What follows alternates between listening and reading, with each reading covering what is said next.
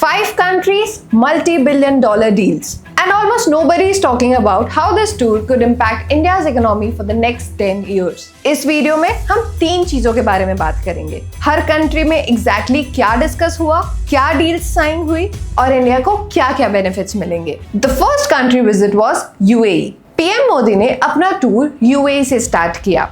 इस विजिट में एक नया स्ट्रैटेजिक डिफेंस पार्टनरशिप साइन हुआ, जिससे दोनों देशों के बीच मिलिट्री और डिफेंस कोऑपरेशन और स्ट्रांग होगा। यूएई ने इंडिया में $5 बिलियन इन्वेस्टमेंट अनाउंस किया। ये इन्वेस्टमेंट इंफ्रास्ट्रक्चर, बैंकिंग, एनर्जी और स्ट्रैटेजिक सेक्टर्स में लगाए जाएंगे। दोनों कंट्रीज ने मिलकर drones, missiles, naval platforms, ships, ammunition की जॉइंट प्रोडक्शन पर अग्रीमेंट किया।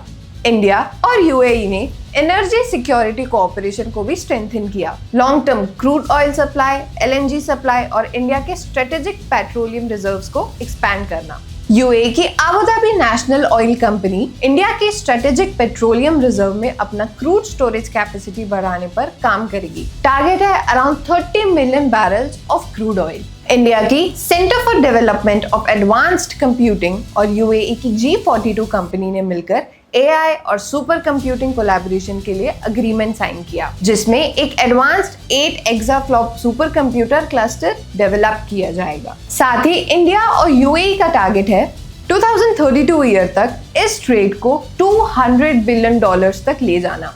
मिडिल ईस्ट में एनर्जी और डिफेंस पार्टनरशिप स्ट्रेंथन करने के बाद पीएम मोदी का नेक्स्ट फोकस था यूरोप के टेक्नोलॉजी और ट्रेड इकोसिस्टम पर। इनका नेक्स्ट स्टॉप था नीदरलैंड्स। नॉर्मली लोग नीदरलैंड को फुटबॉल या टूरिज्म से कनेक्ट करते हैं, बट इकोनॉमिकली नीदरलैंड्स यूरोप के बिगेस्ट ट्रेड गेटवेज में से है।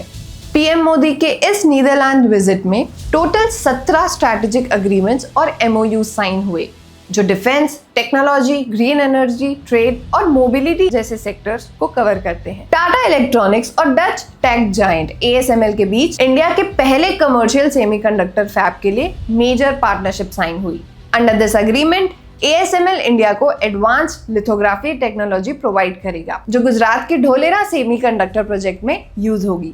एडिशनली दोनों कंट्रीज ने green hydrogen, clean energy partnership and resilient supply chains को एक्सपैंड करने का डिसीजन लिया। नीदरलैंड्स ने India lead global biofuel alliance join करने को भी सपोर्ट किया। वाटर मैनेजमेंट और क्लाइमेट रेजिलियंस कोऑपरेशन इस विजिट का एक मेजर पिलर रहा। इंडिया के गुजरात बेस्ड कल्पासर प्रोजेक्ट के कॉन्टेक्स्ट में नीदरलैंड्स अपनी एक्सपर्टीज और कोऑपरेशन शेयर करेगा। नीदरलैंड्स विजिट ने सेमीकंडक्टर और ग्रीन एनर्जी पार्टनरशिप को बूस्ट किया, लेकिन एआई और इनोवेशन रेस में इंडिया का नेक्स्ट स्ट्रेटेजिक पार्टनर बना स्वीडन। स्वीडन पॉपुलेशन वाइज एक छोटी कंट्री है, बट इनोवेशन वाइज वर्ल्ड के स्ट्रॉन्गेस्ट इकोनॉमीज में काउंट होता है।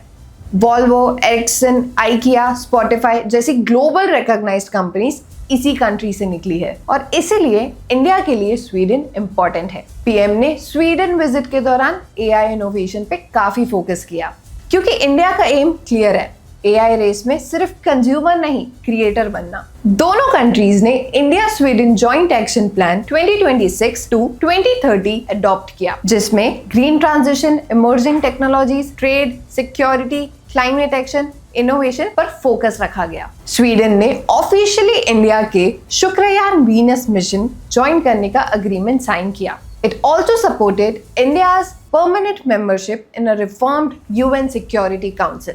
इसके बाद पीएम मोदी ने गॉथेनबर्ग में European round table for industry के लीडर्स के साथ इंटरैक्शन किया। इसमें manufacturing investments, AI partnerships, innovation ecosystems और जॉब क्रिएशन पर डिस्कशंस हुए। ये इंपॉर्टेंट था बिकॉज यूरोप के टॉप इंडस्ट्रियल ग्रुप्स इंडिया को मैन्युफैक्चरिंग और इन्वेस्टमेंट हब के पर्सपेक्टिव से देख रहे हैं। स्वीडन के साथ इनोवेशन और एआई डिस्कशंस के बाद पीएम मोदी का नेक्स्ट स्टॉप था नॉर्वे, एक ऐसी कंट्री जहां रिन्यूएबल एनर्जी और मैरीटाइम टेक्नोलॉजी में ग्लोबल लीडर माना जाता है। नॉर्वे विजिट का इंपॉर्टेंस एक अलग लेवल का था, बिकॉज आफ्टर 43 इयर्स कोई इंडियन पीएम नॉर्वे विजिट कर रहा था और इस विजिट में इंडिया और नॉर्वे को ऑफिशियली ग्रीन स्ट्रेटेजिक पार्टनरशिप में अपग्रेड किया गया। इस पार्टनरशिप का फोकस रहा clean energy, climate technology, sustainable development, green shipping and blue economy. Renewable energy और मैरीटाइम टेक्नोलॉजी में नॉर्वे वर्ल्ड वाइड रिकॉग्नाइज्ड है और इंडिया को एग्जैक्टली यही एक्सपर्टीज चाहिए।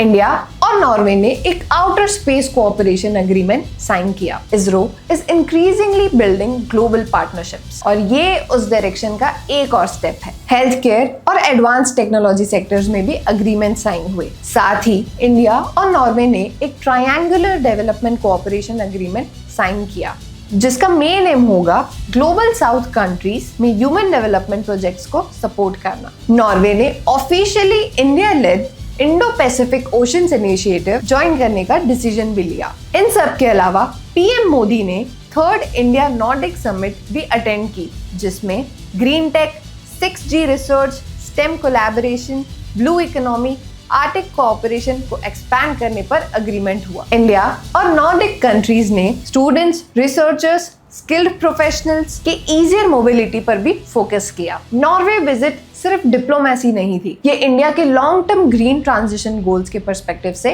इम्पोर्टेंट है। इस रीजन में ग्रीन टेक पार्टनरशिप स्ट्रेंथन करने के बाद टूर का फाइनल स्टॉप था इटली, यूरोप की मेजर इंडस्ट्रियल इकोनॉमीज में से एक। और जैसा कि आपको पता होगा, India Italy relations recent years में काफी इंप्रूव हुए हैं। इन दोनों कंट्रीज ने अपने रिलेशंस को officially special strategic partnership level तक अपग्रेड करने का डिसीजन लिया। Both countries set a target to increase their bilateral trade from 14 billion euros to 20 billion euros. Prime minister Modi and prime minister Meloni ने India Middle East Europe economic corridor को accelerate करने पर focus किया जो India को gulf और Europe से connect करेगा। विजिट के दौरान joint strategic action plan 2025 to 2029 को स्ट्रेंथन किया गया। इंडिया और इटली के बीच सारे agreements and discussions in sectors पर फोकस्ड रहे। Defence, maritime transport, ports and logistics, AI, clean energy, critical minerals, agriculture, higher education and anti financial crime cooperation.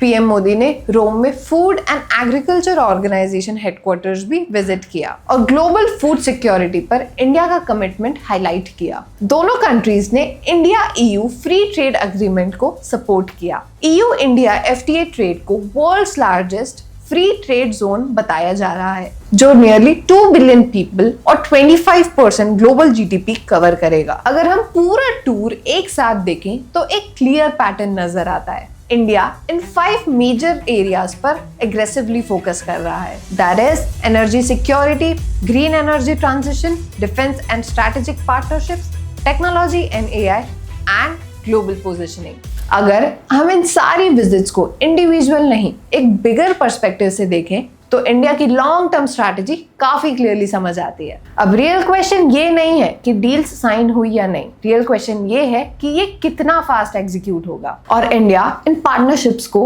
Actual economic growth में कितना इफेक्टिवली कन्वर्ट कर पाता है। क्या आपको अब लगता है इंडिया जेन्युइनली एक ग्लोबल इकोनॉमिक पावर बनने के डायरेक्शन में मूव कर रहा है? Let us know in the comments.